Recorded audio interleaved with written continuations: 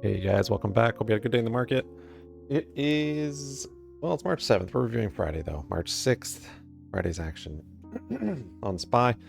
The 0-day options I took and the small account challenge. Volatility still there. We had pretty nice action. Here's Eric's chart on the 30-minute. He is SPY Day Trade on YouTube. Link for his Discord's in the description. Excuse me. So yeah, Thursday rallied up and retested 5-day there. And this morning, Friday morning, big gap down, closing this larger inverse cup. And basically just finding safety all day in this liquidity being built in this blue channel. The blue controlling the buying is bearish, buying controlled. You can see it here. Here. You can watch Eric's video for the more macro support here. So that gave you a good clue for Friday on how to trade that. Lots of different ways to trade it. But having that as a clear stop. It is going against you, but since it's such a gradual buying channel, it's pretty mellow. On the 1 minute, you can see it's more or less flat. But let's get into what happened. So Ivy was super high. Friday, Ivy's high, big gap down. All of those things are traps. So yeah, almost just gotta be so careful. Good time to just chart and watch. So last video or two, I showed you my P&L and it was a little bit off those last 2 days because I'm using the brokerage, the desktop platform for E-Trade. So that's why my thumbnail wasn't consistent with what I said in the video. The thumbnail was accurate, but what I said in the video was, sorry, I don't know what that's from, was a little bit inaccurate. So yeah. Anyways, my red day, my big red day on like Wednesday wasn't that big, and my green day on Thursday wasn't that big, but I sorted it out, so now I can find the realized gains on the days. Excuse me. But yesterday, yeah, started off with high IV and a big gap, so just taking easy charting. I was able to get it pretty accurate, which felt very nice. Start with this purple with these 3 resistances right here for this aggressive selling. And so at that point, I'm looking for where I can find liquidity and where the bulls are, or sorry, the bears are building it with what bearish controlled algo to the upside. So I think red here, I'm not sure if I got that early, but I was looking for it. Oh yeah, gray was my first one right here. This one's a little steeper though, as you can see. So I had purple, I had gray, and then got gold here for so this is actually a bullish controlled selling or tapering. It's both of them, I would say. So steeper selling and then just tapering, building liquidity, and a large sketchy range where market makers are feasting. And then it breaks out of gold, and we have first time I've seen this strong buying on this green I charted, and that was pretty much enough to kind of sort out how to trade for the day. My first trade was not till 10:11. I think there was some data, maybe it was this, yeah, there was some data at 10:11. I got let's see, this is a call at 10:11. So yeah, this is, okay, call it 10:11. Completed the cup here. Well, not quite actually, but I did have this gold and I was pretty confident in the gold for the bullish controlled selling. So that's what I'm looking for to take a long entry if I want a long entry. So it broke it here, but it hasn't broken it to the top wick, or I guess it did break it here. So potentially you'd say that that's a cup close to that algo specifically. 10:11, yep. So came down, made a handle, as well as it bounced on the breakout of that gold. And I think I had gray at that point, but it perfectly bounced on gray, which is kind of beautiful. I don't know. Oh yeah, that is. So right there, bam, I got a call. And that's why I considered getting it sooner, but I was happy to wait for it to at least break the strong purple in case I wanted to keep coming down, because then you'd be getting puts down here. It breaks this red, because that is the bears controlling the buying. But broke it here for the handle with a bounce on gold. Using white or gray here as my stop, that is kind of the problem because it's pretty far away from it. So kind of the nature of the early trading. Quick profits. Didn't get this on a red candle, fortunately, but still wanted to jump in. My hotkeys, I'm kind of got them sorted out now. So I've got we got a hotkey for a market order, and then I just have to have the call and the put strike chart up on the E-Trade. I can show you guys a rundown for that if you want, like how I have it set up. Let me know down below. And then I have a limit, and then I have a market sell. So I have market buy, market sell. So that's a hotkey. And then I have a limit at the bid buy and a limit at the sell ask. Or sorry, yeah, that's right. So kind of the greedy buy and the greedy sell.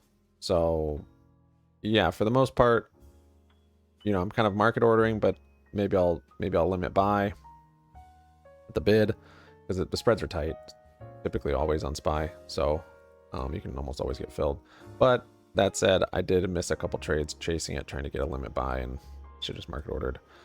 Or I could limit at the ask just to be a little safer. I mean, usually that's what you're getting with the market, unless you're in a crazy volatile move, then you might get kind of above the ask, just with slippage, I'd say. Anyways, yeah, so that's the hotkeys. I got it here. Somewhere on that candle. My little candle countdown timer is actually super nice. It's not on right now, but it just has a timer for each candle, for each minute candle. So got that one at 10.11 for $1.42. So pretty expensive. This was 675 strike, so all the way up here, which doesn't look very far, but that's actually like 4.5 points, 3.5 points. So anyways, right from right here, yeah. So got one here and sold it right here, right at this high. I don't think I had red at that point.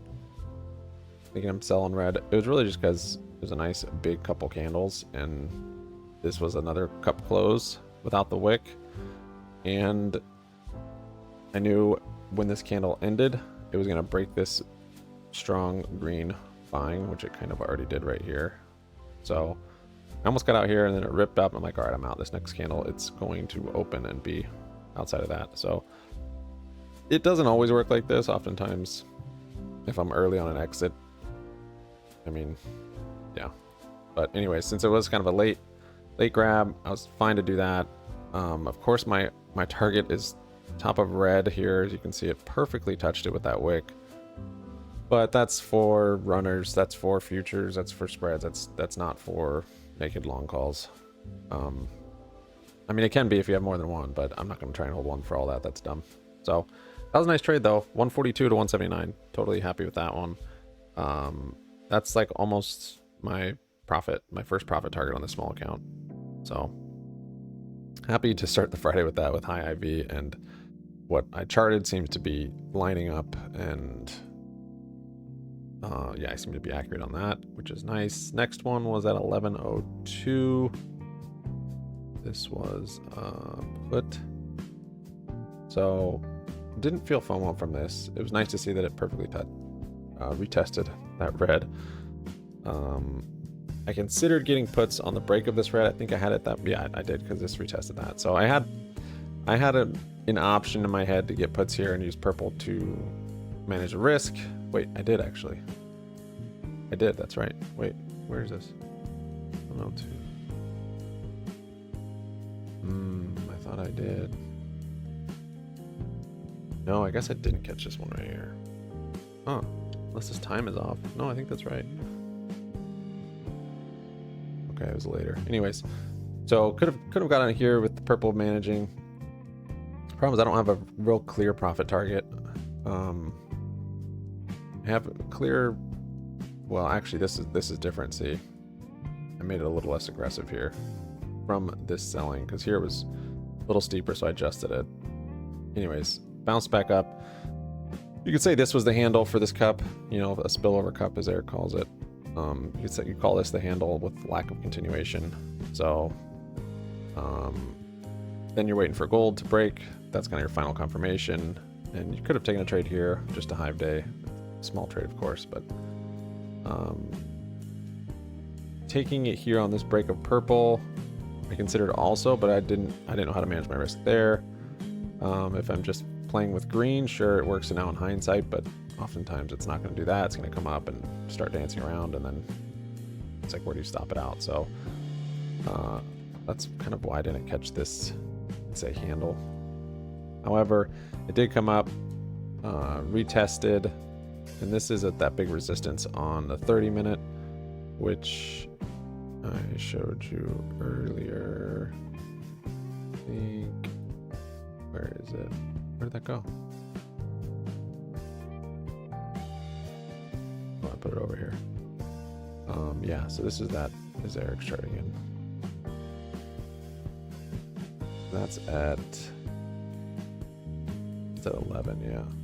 So by 11, we were retesting the top of this green selling, which is, pretty aggressive selling channel. Also retesting the blue here. Excuse me. So multiple reasons there for me to be considering the downside with pretty tight risks. That's on the 30-minute though. So for the 1 minute, yeah, let's just see the trade. 1102. 1102 I gotta put. This was technically a zombie trade, I think.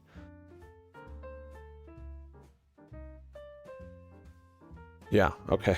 You can see what I was thinking here. So, excuse me.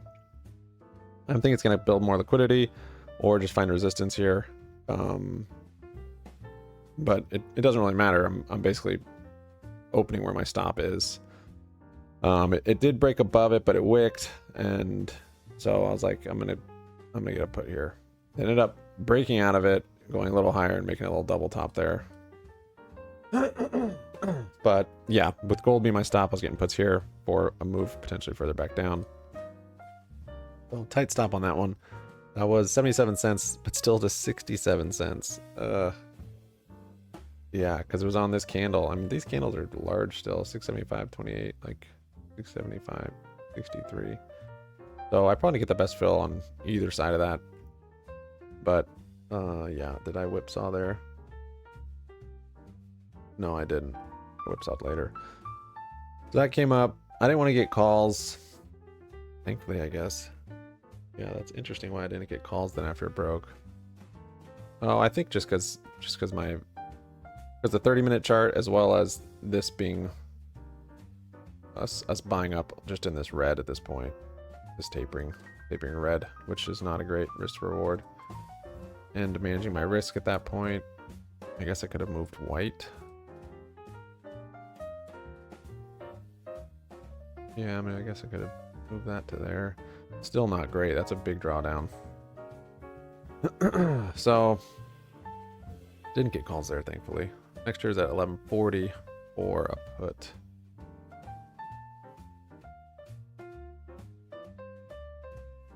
So you can see it's kind of the gold is the gold is controlling the selling at times, and then the red, and that's the bulls and the bears fighting, just kind of in this range building liquidity. And that's what you get oftentimes on Fridays, especially after a gap. 1140 I gotta put.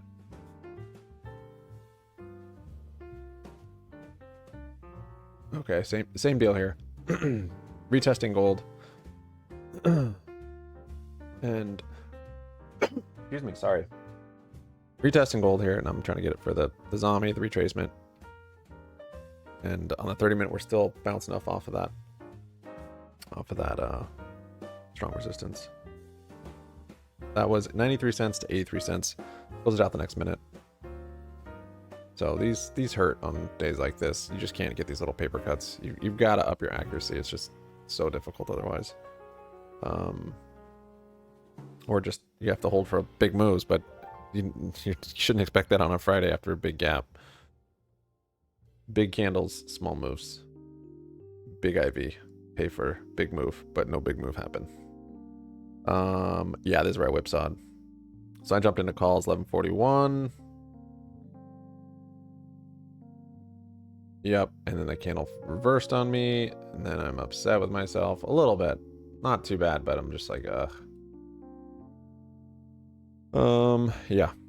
11:41, close it out 11:42. It was $1.13 to $1. Yeah, close it out on that candle. And then 11:46, I'm in a call. So I see that's buying up in red, which is bearish. But then gold starts to take over.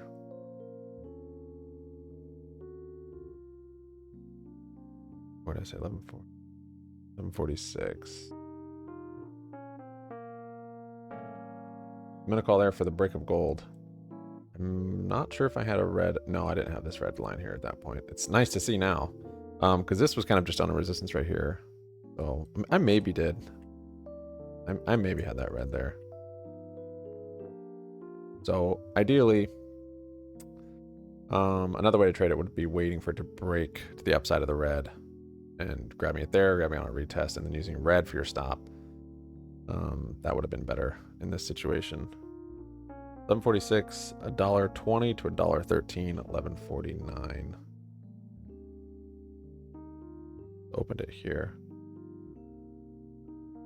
That was a call. I just got bad fills on that. This is like the same price. Yeah, I probably opened at the top this green and then closed on this red. Next one was 12:06 for put. And all these contracts are expensive, so I'm able to see my buying power now too. Before I've not really been able to, which it's kind of dumb. I shouldn't do it that way. That doesn't affect me emotionally, so I feel like that's a fine thing to look at. But your P&L and that sort of thing, I don't think is good to look at. It doesn't help. 12:06, I was in a put. Okay, so this one, yeah. So all the while, if the red's controlling the buying, I'm not necessarily bearish, but I see there could be potential for the downside. I mean, it's just about managing your risks, right? So it rejects gold here, and it rejects this high, which is that blue line on the 30-minute. And so yeah, at this point I do have these red charted because I was waiting for the break of this red to go short, and it broke the red. I got the put there on that candle and charted this more aggressive white selling, which I hadn't really seen yet. Maybe it showed up back here, I just didn't chart it. I got to put on that one. Again, there's a retracement, but the retracement was even ugly. So that was 12:06. I got it for $1.07, closed it at 12:15. Okay, this one, yeah, this one. Wait, is this the one? No. Yeah, this is, we'll see. I don't think so. So $1.06 to, sorry, $1.07 to $1.16. So it's a green trade. Closed it at 15, held through all of this liquidity. Because I'm thinking, after it broke the white, I'm like, well, I could have closed it here for a lot more. But I didn't, because I'm like, I was just looking for a bigger move. So I was like, I guess I'll wait until purple. Thankfully, it didn't come up and like retest. That would have made it probably a red trade, unless I did a break-even stop, which I could have, but one of these would have stopped me out. I was like, I'll wait till purple, and it wasn't too hard to hold through here because it ended up just going sideways to it. But then it did wick up here, and it actually had a nice retest on VWAP. Look at that. Wicked up here, and that's I think what got me out. No, I held through that. Oh. Yeah, I held through it. Closed on this candle. So after, I guess I held through that. This one came down, and I liked that, but it didn't work out. This later in the day, I mean, these contracts are moving even just on these little candles. So then once that thing closed, I closed on this one since it was outside the purple. I didn't want anything to do with it anymore. Selling the purple was bare minimum for me at that point. So first green trade after quite a few red ones. Next one, I don't know where the equity or P&L is at that point. Probably red, I'd imagine. Let's see, 12:26. Oh yes, 12.26. I got a put, and then 12.27. I got another one. Both for about the same price. So broke. Okay. Yeah, so it's selling in the gold now. I'm out of that one. It comes up, retest gold.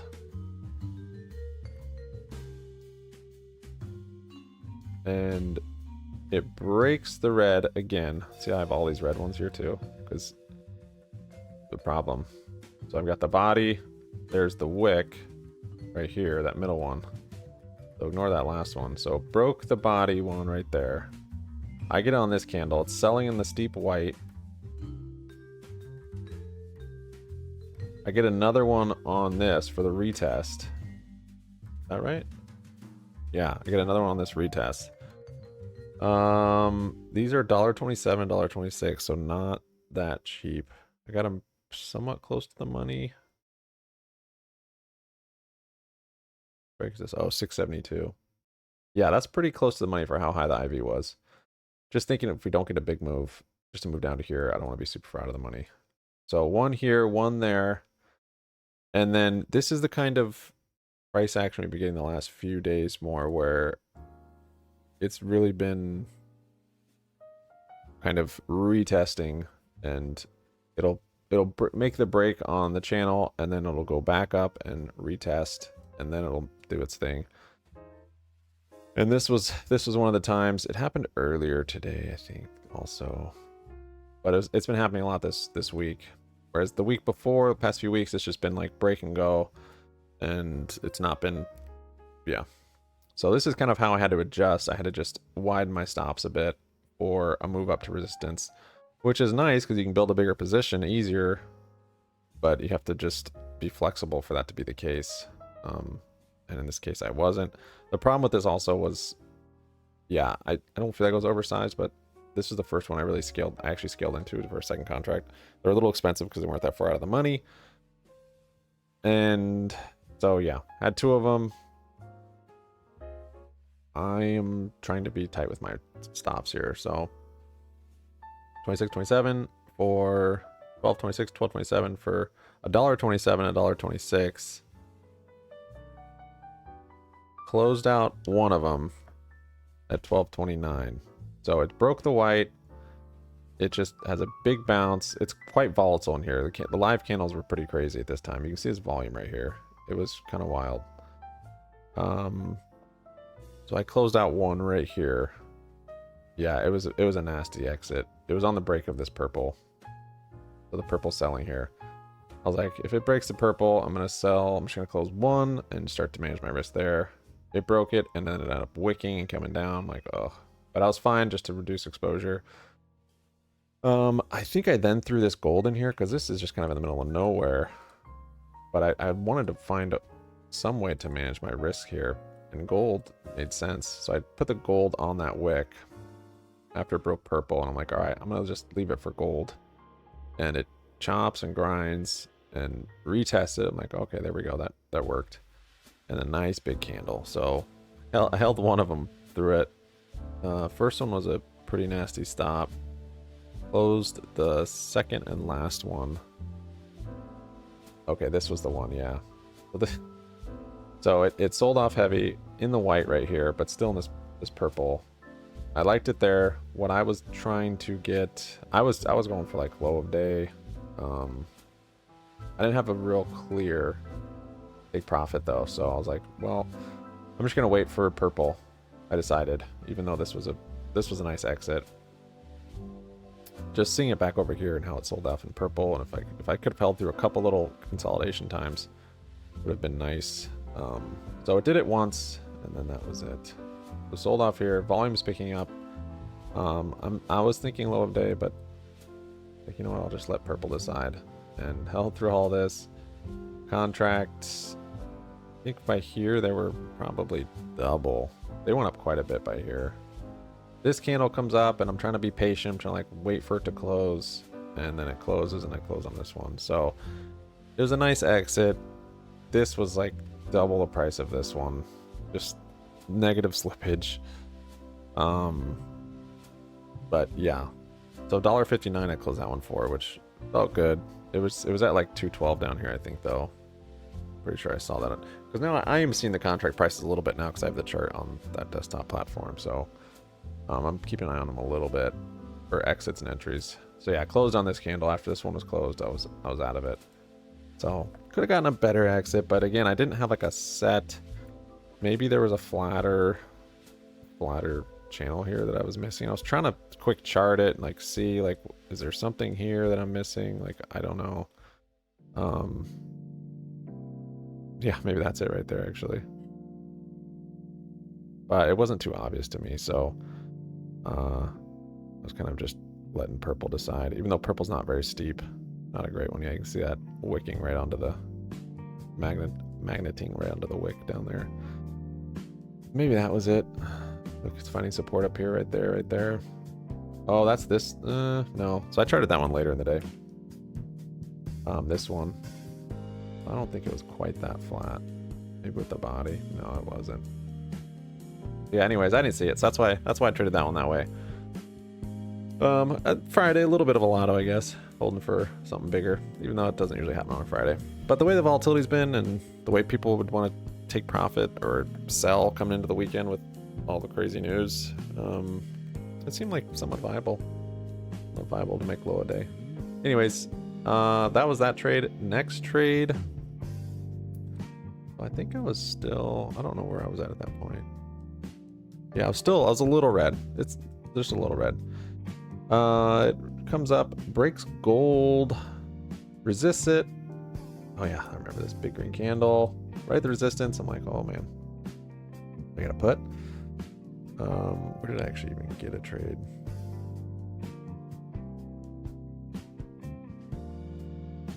Okay, yeah. Okay, yeah. That's right. So it comes up. It does close above it. This candle opens above it, and I get a call there. And I know what you're thinking. It's at the resistance. It is, but it closed above it. And we did have a continuation to the downside, and on the 30-minute, let me see. Where are we even at? I don't even know. I don't even know where we're at on 30-minute. Yeah, well, to me, big volume. It closed above it. This one opened above it. I was going to use green for my risk. But I was like, you know what, this is a pretty big move. And the way the market likes to work lately, it likes to do this little thing. So I actually held. I held through. It bounced on VWAP. I charted white at some point, maybe right away. And I was like, potentially off the hold till white. I was like, I hope not. It just immediately sold off. I'm like, all right, I need to hold this thing. This was a little smaller position amount because it was 677, so it was a little higher out of the money. Oh, that's right. This was actually I was out of buying power after this trade. I went to check, see if my numbers were accurate, and it was, and I was out of buying power. So this actually, that's why I got it here, more specifically. This broke, and then I was like, it was up above I only had $60 buying power left, and it was like 63, 64. I was like, all right, I'm just going to put a limit for 60 because that's all I have. And then it filled right on this candle. So that's part of the reason I got this one. Potentially, I would not have opened that yet. I don't know if I would have opened it here either, which I should have, but that's why that one opened there, more or less. I was like, you know what, I want exposure. There's all my buying power. If it'll fill me right here, I'll just... And that's also probably why I was a little more willing to hold it, because I knew that was it. Which is unfortunate. I should... Yeah. But anyways, found support on the white perfectly. I held my 60-cent contract. It came down, probably lost 30% value. I just waited, and it started to show support on white. I'm like, this is good.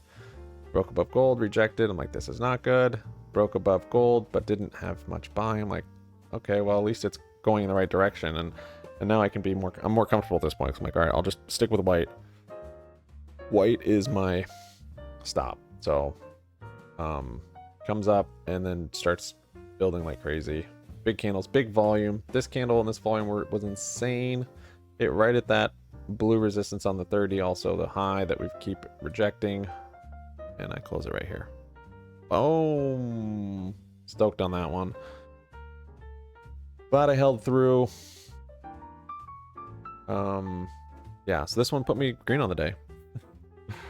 58 cents on that one, closed out at $1.10, so almost 100% just on that little move.